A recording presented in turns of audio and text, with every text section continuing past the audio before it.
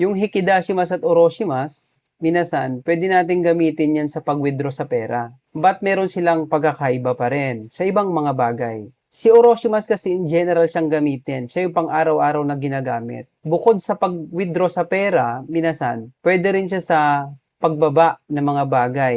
Or pwede rin ibaba ang mga tao. So, halimbawa, ibababa ko yung luggage ko. So, tanakara ni mutsu o oroshimasu. Pwede rin naman yung sa tao. Pinababa ni teacher yung estudyante niya. So, sensei wa gakusei o oroshimashita. Si hikidashimasu naman, bukod dun sa pag-withdraw sa pera, pwede natin gamitin yon. Halimbawa, may lalabas tayong bagay mula sa drawer. Hikidashi kara hon o hikidashimasu. Kasi nga meaning niya, hilain palabas. Then bukod doon sa hilain palabas, yung meaning niya or pag-withdraw sa pera, ginagamit din naman siya sa paglabas ng kakayahan. Kakayahan ni sensei, nilabas niya.